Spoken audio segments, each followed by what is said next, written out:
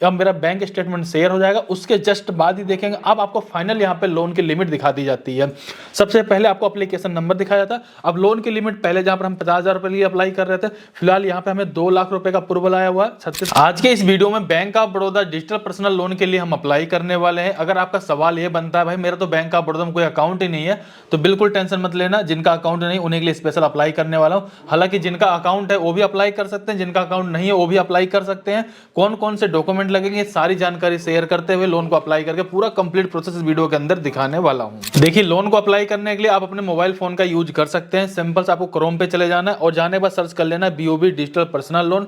सबसे पहला जो लिंक मिलेगा आपको इसके ऊपर ही क्लिक कर देना है।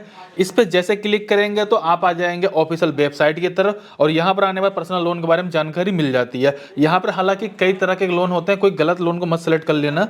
जैसे कि अगर हम बात करें ये वाला देखेंगे जो पेंशन जिनको मिलती है उनके लिए लोन है, इस लोन को हम नहीं अप्लाई कर सकते हैं। हमें जो लोन अप्लाई करना है उसका नाम है बड़ौदा डिजिटल पर्सनल लोन, जिसमें कि आप 50,000 रुपए से लेकर के पूरे 10 लाख रुपए लोन तक के लिए अप्लाई कर सकते हो। हालांकि आपकी एलिजिबिलिटी के ऊपर डिपेंड होता है कि आपको एक्चुअल में कितना लोन दिया जाएगा। अब हमें क्या करना है, सिंपल सा अप्लाई ऑनलाइन पे क्लिक कर देना, यहाँ पे प्रोसीड पे क्लिक कर देना है।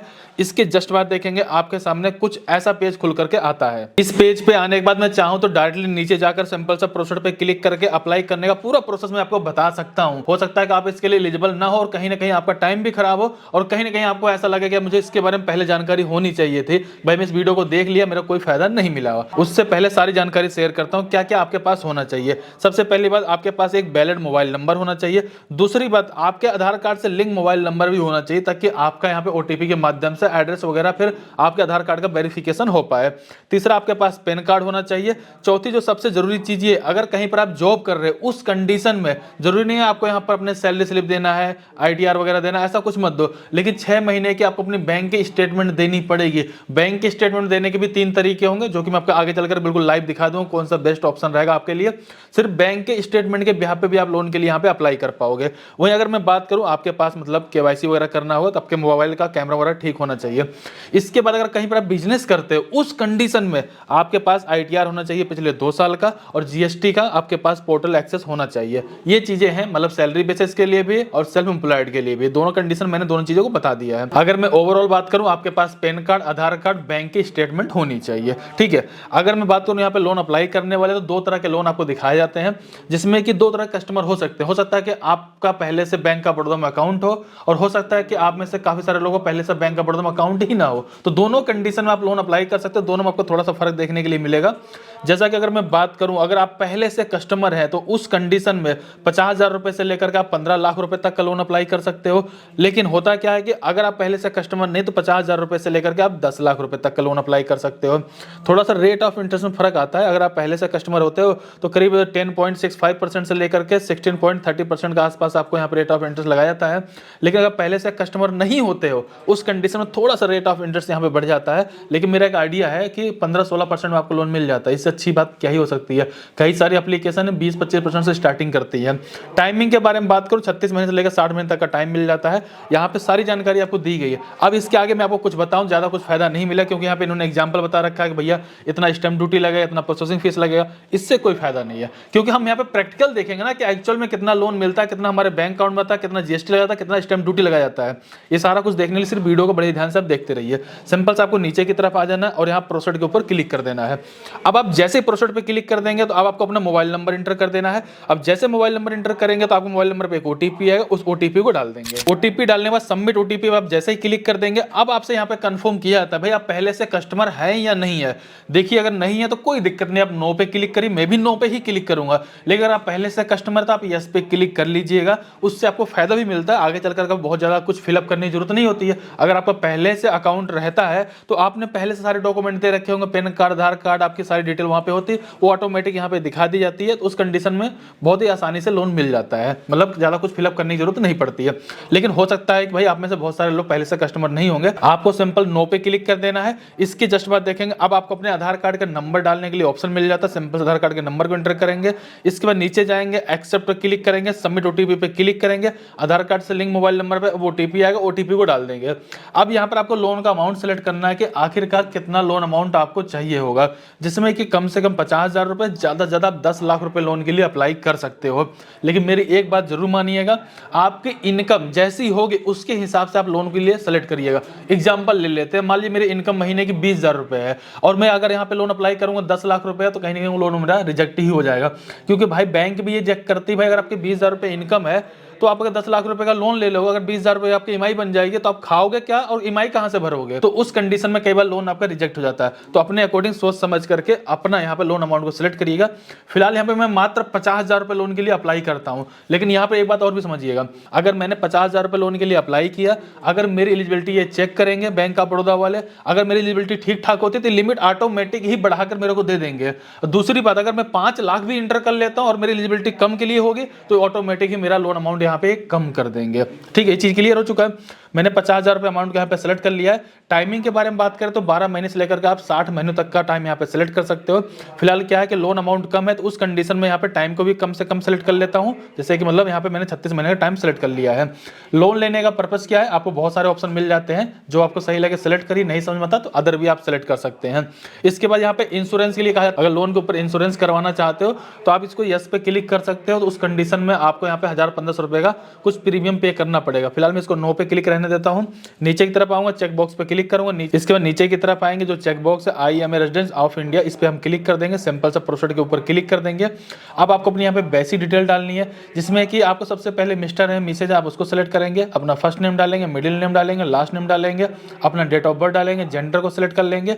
इसके जस्ट बाद देखेंगे कि आपको यहाँ पे अपना पैन कार्ड का पूरा कंप्लीट नंबर एंटर कर देना है। जॉब आपका किस टाइप का आप उसको सिलेक्ट करेंगे। जब आपको जॉब सिलेक्ट करने जाएंगे ध्यान रखिए 2 ही ऑप्शन मिलता है। अगर कहीं पर जॉब कर रहे हो, मतलब आपकी महीने की इनकम आती है, तो उस कंडीशन में आप सैलरी सेलेक्ट कर लीजिएगा। अगर आपका कोई बिजनेस हो, चाहे कोई किराना स्टोर हो, कोई मेडिकल स्टोर हो, कोई कंपनी हो, तो उस कंडीशन में, या फिर आप घर बैठे हो कोई काम कर रहे हो, तो आप यहाँ पे सिंपल सा नॉन सैलरीड पे आप क्लिक कर लेंगे। ठीक है, इसके बाद आपके आधार कार्ड के लास्ट के 4 डिजिट आपको दिखा दिए जाएंगे।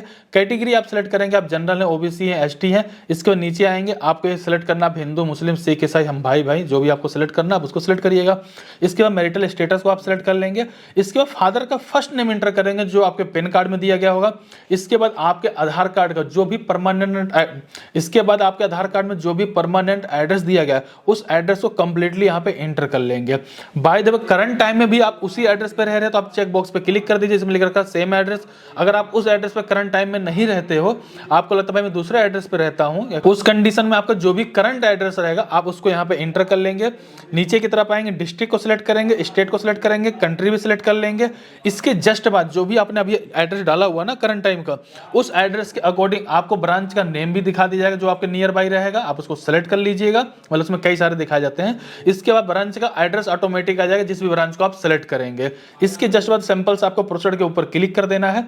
अब यहाँ पे ध्यान दीजिए, अब आपको यहाँ पे एम्प्लॉयमेंट टाइप देखने के लिए मिल जाता है, जिसमें कि अगर आप कहीं पर जॉब करते हो, ठीक है, मान लो अगर मैंने सैलरी सेलेक्ट कर रखा है, अगर मैं जॉब करता हूँ तो मेरी जो कंपनी है वो किस टाइप की है, एमएनसी कंपनी है, गवर्नमेंट कंपनी है, स्टेट गवर्नमेंट कंपनी है, जो भी लगता है आपको सही है सेलेक्ट करो। नहीं समझ में आया आप अदर भी सेलेक्ट कर सकते हो। इसके जस्ट बाद ध्यान दीजिएगा, नेम ऑफ एम्प्लॉयर में क्या होता है, आपको अपने बिजनेस का या फिर कंपनी का नाम डालना होता है। अगर मैं किसी कंपनी में जॉब कर रहा हूं तो अपनी कंपनी का नाम यहाँ पे एंटर कर लूंगा। वर्क एड्रेस, अगर मैं जिस कंपनी में काम कर रहा हूं वहां का कंप्लीट एड्रेस यहाँ पे एंटर कर दूंगा। नीचे आने के बाद पिन कोड भी डालूंगा, सिटी भी डालूंगा, स्टेट भी डाल दूंगा। इसके जस्ट बाद आपके पास ऑफिस की ईमेल आईडी है तो आप डाल दीजिएगा। इससे बहुत ज्यादा चांसेस होते हैं लोन मिलने के। अगर ना भी हो तो पर्सनल ईमेल आईडी भी आप यहाँ पे डाल सकते हैं, लेकिन उसमें नेगेटिव पॉइंट बन जाता है ना भाई, अगर कहीं पे जॉब कर रहे हो, अगर एक आप ठीक ठाक लेवल पे होगे तो आपके पास एक ऑफिस की ईमेल आईडी होती जरूर है। इसके नीचे की तरफ आ जाएंगे, आपको ये बताना है कि भाई अगर आप कहीं पर जॉब कर रहे हो तो परमानेंट काम कर रहे हो या फिर कॉन्ट्रैक्ट बेस पे हो। जैसे कई बार होता नहीं भाई हम ठेकेदारी पे काम कर रहे हैं, तो आप उसको अपने हिसाब से देखेंगे, परमानेंट सेलेक्ट कर लीजिएगा। इसके जस्ट बाद नीचे की तरफ आ जाएंगे, आपको यहाँ पे चेक बॉक्स मिल जाएंगे, इन सब पे क्लिक कर देना है। जो लास्ट वाला है एक्सपोज पर्सन पॉलिटिक्स में, इसमें सिंपल आपको नो पे क्लिक करना है। अब प्रोसीड के ऊपर क्लिक कर देंगे। अब यहाँ पे 2 तरह के आपको रेट ऑफ इंटरेस्ट दिखाए जाते हैं, ध्यान रखिएगा। इन दोनों में कौन सा कैसे सेलेक्ट करना चाहिए आप उसको समझ लीजिएगा। सबसे पहले बता देता फिक्स रेट ऑफ इंटरेस्ट, यानी कि यहाँ पे देखें नीचे तरफ 16.3% में आपको यहाँ पे लोन मिल जाता अच्छी बात है। फिक्स रेट ऑफ इंटरेस्ट वगैरह आप क्लिक करेंगे, चाहे रेट ऑफ इंटरेस्ट आगे चल करके आरबीआई कम करे या ज़्यादा करे, लेकिन रेट ऑफ इंटरेस्ट आपके ऊपर यही लगाया जाएगा। अगर आपको ऐसा लगता है कि भाई हो सकता है कि जैसे बजट वगैरह आने वाला, क्या पता रेट ऑफ इंटरेस्ट कम हो, फ्लेक्चुअल हो, तो उस कंडीशन में फ्लोटिंग हो, तो उस कंडीशन में आप सेकंड वाले ऑप्शन के साथ जा सकते हो, जैसा आपको सही लगे। फिलहाल मेरे मतलब फिक्स वाले के साथ जाओ, टेंशन फ्री रहोगे, एक जैसे रेट ऑफ इंटरेस्ट रहेगा। इसके बाद आपको प्रोसीड के ऊपर क्लिक कर देना है। अब यहाँ पे ध्यान दीजिएगा, अब आपको अपने बैंक की स्टेटमेंट देनी है, और बैंक की स्टेटमेंट देते समय ध्यान रखिएगा, या तो आपकी उसमें सैलरी वगैरह आ रही हो, या फिर ज्यादा ट्रांजैक्शन हो रही हो, फिर ज्यादा इनकम आ रही हो, उसी बैंक स्टेटमेंट को शेयर करिएगा, ताकि ज्यादा से ज्यादा लोन अमाउंट मिलने के चांसेस आपके बने रहें। ठीक है, अब स्टेटमेंट शेयर कैसे करना, चलिए वो देख लेते हैं। अपने बैंक की स्टेटमेंट को शेयर करने के लिए सबसे पहले बैंक का नाम यहाँ पे एंटर करेंगे। अब यहाँ पर भी काफी लोगों को डाउट होगा, हमारे पास बैंक ऑफ बड़ौदा का अकाउंट नहीं है तो चलेगा? बिल्कुल चलेगा, आपके पास किसी भी बैंक में अकाउंट होना चाहिए, उसी अकाउंट आपके पैसे भी ट्रांसफर हो जाएंगे, उसी अकाउंट का आपका वेरिफिकेशन भी कंप्लीट हो जाएगा। आपको सिंपल से यहाँ पे बैंक का नाम इंटर कर लेना है। अब आपको यहाँ पे 3 तरह के ऑप्शन मिलते हैं बैंक के स्टेटमेंट को शेयर करने के लिए। सबसे पहला होता है लॉग इन इंटरनेट बैंकिंग। जिस भी बैंक डिटेल आप शेयर करने वाले हो, जिस भी बैंक में आपका अकाउंट है ऑलरेडी पहले से, उस बैंक अगर आपके पास इंटरनेट है तो आप पहले वाले ऑप्शन के साथ चले जाइए। आपको तो भाई मेरे पास इंटरनेट बैंकिंग तो है ही नहीं उसका, तो कुछ नहीं करना, आपको पिछले 6 महीने का बैंक स्टेटमेंट डाउनलोड कर लेना है। होता नहीं जैसे हमारे पास HDFC bank, Kotak bank, SBI bank, किसी भी बैंक में अगर हमारा अकाउंट होता है तो हर एक बैंक की एप्लीकेशन होती है जिसका हम यूज करते हैं, उसी बैंक की एप्लीकेशन से आप स्टेटमेंट को डाउनलोड कर सकते हो, या फिर आप बैंक में जा करके अपने मेल आईडी पे मंगा सकते हो, या कस्टमर केयर से कॉल करके भी मंगवा सकते हो और उसी स्टेटमेंट को डाउनलोड कर सकते हो। ये आपका दूसरा ऑप्शन हो जाता है। इसके बाद होता है आपका तीसरा ऑप्शन। तीसरे वाले ऑप्शन में क्या होता है, एग्रीगेटर का। इसमें होता क्या सीन, थर्ड पार्टी होती है जो कि आरबीआई रजिस्टर्ड होती है, आरबीआई अप्रूव्ड होती है, वो आपको ओटीपी के माध्यम से भी आपके बैंक का स्टेटमेंट को ले लेती है। अब जैसा कि मैंने यहाँ पे अकाउंट एग्रीगेटर को सेलेक्ट कर लिया है, तो कंपनी के नाम दिख जाते हैं, जिसमें आप वन मनी को सेलेक्ट कर सकते हो। अब आपके बैंक से जो भी लिंक मोबाइल नंबर है उसको आप यहाँ पे एंटर करेंगे, सिंपल सा प्रोसीड के ऊपर क्लिक करेंगे, दोबारा से बैंक को सेलेक्ट कर लेंगे। अब जैसे कि मैं यहाँ पे इंटरनेट बैंकिंग यूज करने वाला हूँ, क्योंकि मेरे पास ऑलरेडी पहले से, तो मुझे यहाँ पे स्टेटमेंट वगैरह डाउनलोड करके अपलोड करने की जरूरत नहीं पड़ेगी। मैं सिंपल से यूजर नेम डालूंगा, पासवर्ड डालूंगा, नेक्स्ट पे क्लिक करूंगा, एक ओटीपी आएगा, ओटीपी डाल दूंगा, अब मेरा बैंक स्टेटमेंट शेयर हो जाएगा। उसके जस्ट बाद ही देखेंगे अब आपको फाइनल यहाँ पे लोन की लिमिट दिखा दी जाती है। सबसे पहले आपको एप्लीकेशन नंबर दिखाया जाता है। अब लोन की लिमिट पहले जहां पर हम 50,000 रुपए लिए अप्लाई कर रहे थे, फिलहाल यहाँ पे हमें 2 लाख रुपए का अप्रूवल आया हुआ है, 36 महीने का टाइम दिया जा रहा है। अगर मैं ईएमआई के बारे में बात करूँ तो 7,057 रुपए पर मंथ की ईएमआई आएगी। रेट ऑफ इंटरेस्ट के बारे में बात करूँ 16.25% का यहाँ पे रेट ऑफ इंटरेस्ट लगाया जाता है। अगर प्रोसेसिंग फीस के बारे में बात करूँ 4,000 रुपए प्रोसेसिंग फीस लगाई जाती है। अगर स्टैम्प ड्यूटी के बारे में बात करूँ तो 100 रुपए स्टैम्प ड्यूटी लगाई जाती है। अगर जीएसटी के बारे में बात करूँ 720 रुपए जीएसटी लगाई जाती है। अगर मैं नेट अमाउंट बात करूँ, अगर 2 लाख रुपए लोन मिलता है तो कितना हमारे बैंक अकाउंट में आएगा, तो 1,95,180 रुपए हमारे बैंक अकाउंट में ट्रांसफर कर दिया जाएगा। नीचे हमने जिस भी बैंक की डिटेल डाली हुई उस बैंक का नाम दिखाया जा रहा है, बैंक अकाउंट डिटेल वगैरह सारा कुछ यहाँ पे दिखाया जाता है। अगर हम इस लोन को अप्लाई करने वाले सिंपल सा प्रोसेस पे क्लिक करेंगे, ऊपर की तरफ देखो बड़ा साफ मेंशन कर दिया गया है आपका एप्लीकेशन सक्सेसफुल यहाँ पे सबमिट हो चुका है, ये वेरिफिकेशन में चला गया है। वेरिफिकेशन हो जाएगा, इसके बाद आपके पास एक एसएमएस आएगा जिसमें आपको एक लिंक भेजा जाता है कि भाई अपनी केवाईसी आप कंप्लीट कर लीजिए। आपके पास वर्जिनल पेन कार्ड होना चाहिए, आधार कार्ड होना चाहिए, ब्लैंक पेपर पेन होना चाहिए, अपनी आप केवाईसी को कंप्लीट कर लेंगे। इसके बाद जो भी बैंक डिटेल आपने दे रखा उसी बैंक अकाउंट में आपके इस पैसे को ट्रांसफर कर दिया जाएगा। इस तरीके से आप जाकर के बैंक ऑफ बड़ौदा से पर्सनल लोन के लिए अप्लाई कर सकते हो। मैंने पूरा कंप्लीट प्रोसेस बता दिया और बताया उनके लिए जिनका पहले से बैंक ऑफ बड़ौदा में अकाउंट नहीं है, और जिनका पहले से बैंक ऑफ बड़ौदा में अकाउंट है तो बीओबी वर्ड एप्लीकेशन अगर आप पहले से यूज कर ही रहे हो, अगर आपका पहले से अकाउंट है तो बीओबी वर्ड एप्लीकेशन में आपको लोन अप्लाई करने के लिए ऑप्शन मिल जाता है। हालांकि इसके ऊपर मैंने 1-2 बार 3 बार वीडियो बना चुका हूं ऑलरेडी पहले से ही। फिलहाल इस वीडियो के लिए लाइक करिए, चैनल सब्सक्राइब करिएगा। छोटे मोटे एप्लीकेशन का लिंक मैं डिस्क्रिप्शन में डाल दूंगा, जाकर उससे भी ट्राई कर सकते हो। आपको छोटा मोटा लोन अमाउंट चाहिए होगा तो फिलहाल वीडियो लाइक करिए, चैनल सब्सक्राइब कर दीजिए। चलिए फिर मिलते हैं किसी नेक्स्ट वीडियो में, तब तक के लिए जय हिंद, जय भारत।